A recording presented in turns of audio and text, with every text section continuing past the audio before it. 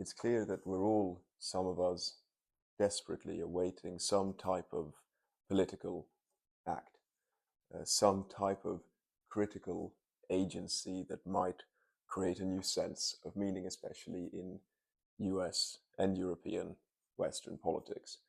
Now, the attempted assassination of Trump that we're all very aware of yesterday was framed by some as this type of critical act. Clearly, this is an incorrect assumption. It can't be the case that the attempted assassination of a politically indeterminate figure like Trump, the avatar of a failed articulation between the right-wing, decentralized anarcho-capitalism of someone like Javier Milei on the one hand, and on the other hand, the neoliberal bureaucratic globalism of Washington, of centralized European economic power, the attempted assassination of Trump, who is a failed position that doesn't accord to either of these poles. It is clear that this is not a critical act at all. It is the failure of a political action as such. Now, the first question that arises, of course, in this type of impotent political action, most specifically in targeted political assassinations, is, well, was it a political movement? Did it have a political weight or ground? Or was it simply a spurious, spontaneous act of madness? We somehow want to categorize these moments according to either pure insanity or conceptually, politically meaningful. This is clearly a false antithesis. It's clearly not the case that, politically speaking, we have either madness or political meaning. It's clear that madness is a certain form of political meaning. It's also clear that political meaning in itself produces the avatars of the insane, subjective modus operandi. It is clear, for example, from someone like Althusser's use of Marx, that phenomenology is, in a sense, ideological. You can't simply distinguish pure phenomenological apperception, the pure neutrality of intersubjective relating, and then ideological formations, political discourse, etc. It is clear that the basic experience of intersubjective reality has a certain ideological, political weight. For example, for Althusser, in Lire le Capital, Reading Capital, his clear insistence is that every act, even of basic material apperception, this, he insists, is the key to dialectical materialism. Every basic act of simply in a materially concrete social world perceiving, uttering, articulating certain facts in itself is conceptually and constitutively a bivu, as he says. Every view is a bivu, a misview, a misapperception, a miscomprehension. It is colored by the ideological forms in which one subjectively articulates oneself in a sort of social, material, economic zone. The phenomenological, in other sense, the perceptive, the subjective, the natural human, etc., isn't something that neatly distinguishes itself from the forced categories of ideological appropriation, of political engagement, etc. Now, it's clear that the political and the pathological, to some extent, are co-determined. I mean, this is exactly what someone like Michel Foucault insists when he says that whatever insanity as this volatile, internally incoherent category is, whatever it means to us, it is clearly not a stable essence throughout the history of pathology. Clearly, whatever insanity or madness is, it has defined itself according to the presuppositions under which madness is attempted to be articulated, understood, whether it is scientifically, whether it is artistically. The point is that madness conceptually presupposes the way the conditions, whether economic, whether political, whether epistemological, it presupposes the conditions under which you ask the question, what is madness? There is no pure formation of madness. There is madness contingent upon the basic conceptual discursive conditions under which the object of madness is to some extent posited as something discrete, capable of being independently investigated. There is no madness as such. In other words, there is the material economic conditions under which madness might, under certain conditions, become an object of economic or political or scientific concern. Now, the conditions under which it becomes a certain form of concern, these epistemological, conceptual presuppositions for the attempt to articulate nature, in itself structures the ground in which madness is something that we can begin to conceptualize. Now, when we therefore say, is this shooter, is this man that attempted to assassinate Trump simply a madman or a political agent? This is clearly the wrong question. It is the question that should be asked is, under what conditions does a political regime produce acts of political madness?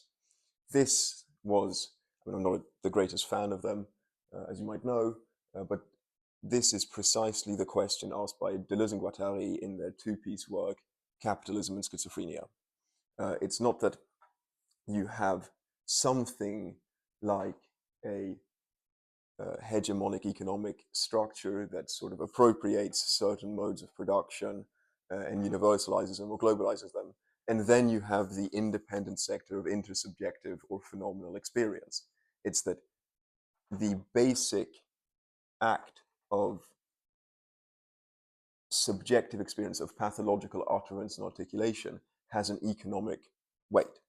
The critique of the Oedipus that Deleuze and Guattari will insist upon, the critique of the Oedipus as a triadic, obsessional, structural family unit, is a critique of the persistence of capital to install certain modes in which we experience relational life.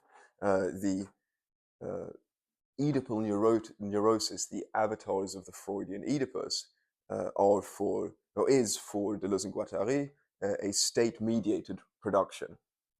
The theme, the color with which madness took a certain familial dynamic, the forms under which neurosis or psychosis for Freud became a question of the mother and the father, became a question of a tripartite family structure, is precisely because what the slow appropriation of private life, what the slow infringement of capitalism upon the basic coordinates of material reality does, is to a certain extent, commodify our experience of ourselves. It commodifies the basic disparity between myself and my experience of myself.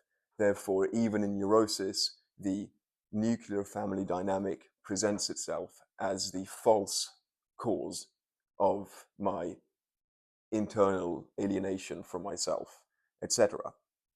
Now, of course, without going in too much in terms of the terminology and the certain regime or system of creative, as he calls, deterritorialization, lines of flight, creative, infinite, imperceptible fluxes that break free from the signifying systems of the social, in other words, the signifying structures of capitalism. Without going into too much into this, Deleuze and Guattari's insistence is that schizophrenia, to some extent, is the aspect, is the obverse, or not, or if not even the obverse, it is the orthogonal, the perpendicular to the structures in which the Oedipus, in which appropriated, axiomatized modes of experience are posited by a capitalist economic globalization. Schizophrenia is the kernel of a potential deterritorialization, a breaking free, a line of flight from a certain structural Oedipal regime. Whatever schizophrenia is, for Deleuze and Guattari, it refuses to reduce itself to the Oedipal forms. It is always an excess of creativity. It is always an infinite multiplicity that rejects structured count as one operation. It is anti-Platonic. It is the imperceptible infinity of infinite multiple sets, etc. Now, this implies for Deleuze and Guattari that the act of insanity, especially whether it is the neurotic act of imposed regimes of paternal principles and maternal desiring, or whether it is the more radical critique that is schizophrenia, schizophrenia being a critique of a certain political economy. Whatever it is, acts of insanity for Deleuze and Guattari are political acts through and through. You cannot remove the political register from the act of insanity. Neither is insanity possible if you remove economic ideological structures. Insanity, in other words, is the exception that proves the rule. It is posited by a political regime as that which would internally negate this said political regime. Without certain hegemonic appropriating democratic structures, you also don't have that thing which negates them: madness, schizophrenia. Now, the point is clearly on the phenomenal level, on the level of experience, which, of course, madness is a question of how do you experience the world.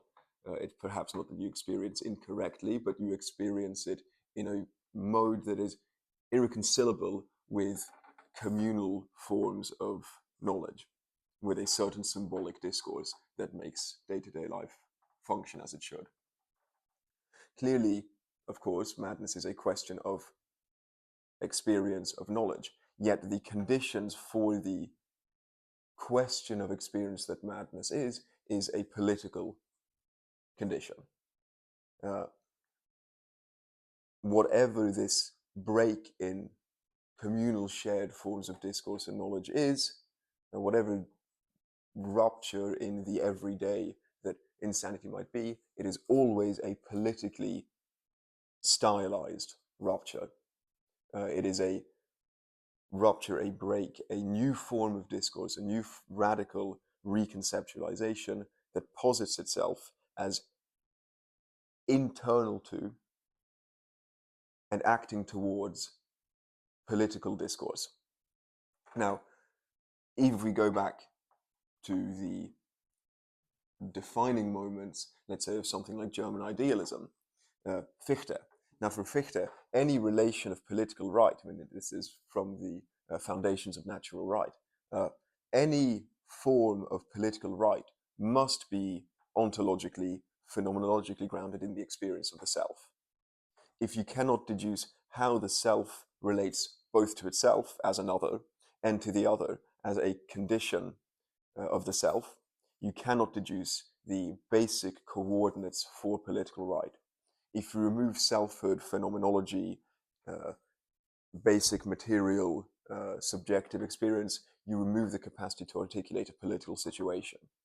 It is only possible to have political right, Fichte argues, if you have something like the metaphysical coordinates in which a self, the I, can be posited in relation to the you, the other, something that is irreducible to my own sense of I-hood, yet which cannot be abstained from recognize. I cannot exist as a self without the recognition of an other that nevertheless cannot be articulated in its immanent presence to me. It is an obscure, inaccessible zone of failed knowledge, of failed articulation of otherness, yet precisely this failure to articulate otherness is the condition for the I and the self. Now, without this constitutive reliance of the self upon otherness, without this, you cannot have political right, he argues. Politics as a conceptual formation in which the state mediates the relation between various subjects isn't possible unless subjecthood itself is constituted in relation to otherness. Now, we get on to quite a obscure, enigmatic formula for Jacques Lacan, the French psychoanalyst, which is that metaphysics plugs a hole in politics. In other words, where politics to some extent begins to contradict itself, where it starts to not be able to plug its own holes and breaks and gaps, you enter into the domain in which metaphysical speculation somehow fixes the broken material ideological aspects of everyday life. It is clear, in other words, it's not that the metaphysical is some abstract speculation that has nothing to do with the material forms of everyday life. It is that when everyday life, politically, ideologically, stops functioning, what you get is the attempt for metaphysics to express this problem in a new conceptual term. For Lacan, the state is something that is inherently self-alienating. The state as a political agency, as the big other of everyday life, is something that seems to exist only insofar as it fails to live up to its own expectation. For example, the state is, to some extent, antagonistic to its own purpose. The idea of the state, as Emile Durkheim, the sociologist, says, is something along the lines of course, having a shared human subjective regime that mitigates against the immediate dangers of natural survival. It is the capacity to begin to have something like freedom and individual right. Yet the moment the state lies as the condition for freedom and right, the state becomes antagonistic to freedom and right. Once the state allows for me to worry about my own freedom, I want this freedom to be free from state intervention. In a very vulgar Freudian sense, my father might allow me to live, but the moment he has allowed me to live, I want him out of my life. In this sense, the state is the condition for freedom that, in the very moment in which it makes freedom a possible category, seems to be that which also limits freedom and right. Now, in its very conception, the state posits a subject. It posits a body politic, which becomes itself the enemy of the state, and which wants the state reduced to a minimal, imperceptible background category for my own free internal self-determination. Now, this paradox of the state means that the self-alienating formations of the state, the fact that the state posits subjects that become alienated from their own ground in the state, these self-alienating formations of the state produce certain existential discrepancies for the subjects of that state. It produces a series of conditions of how I, as a subject of the state, experience the world, and it also produces how my experience of the world might break, might not fit with the collective symbolic forms of understanding.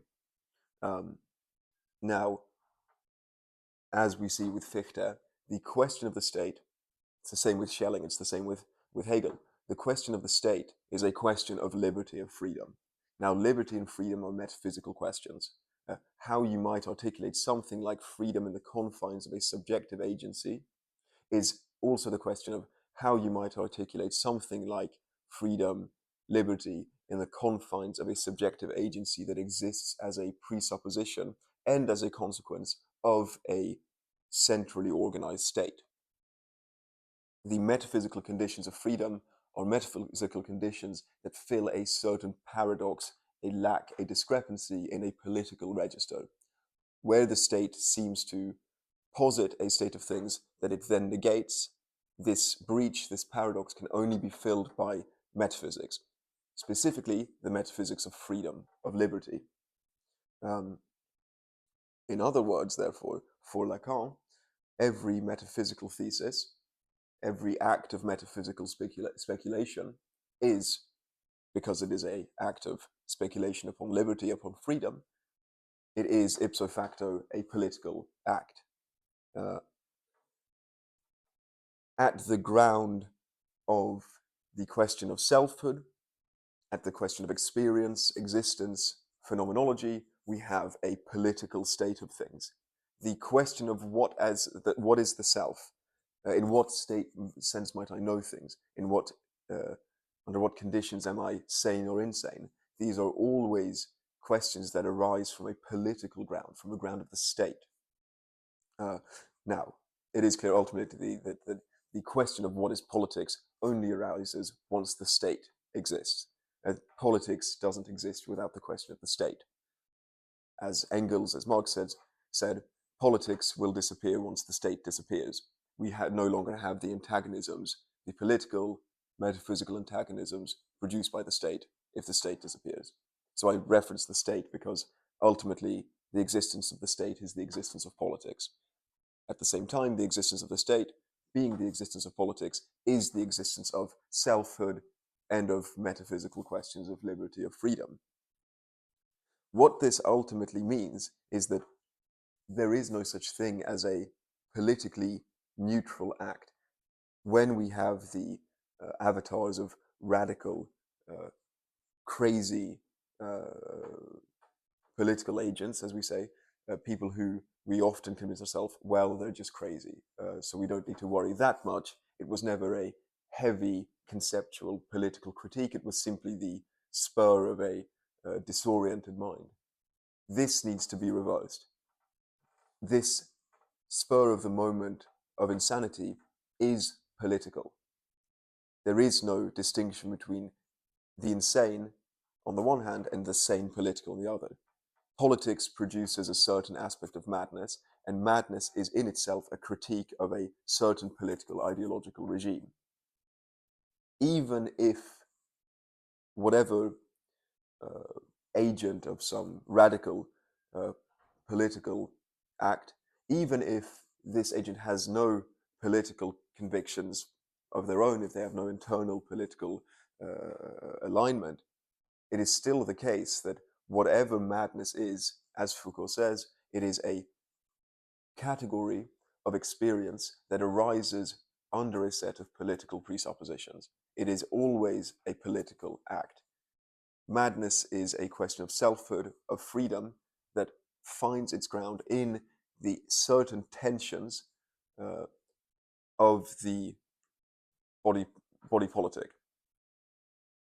If you remove the inherent internal constitutive tensions, ruptures, antagonisms of the conceptual idea of a state, of political formations, you remove the phenomenological conditions under which a self can experience madness.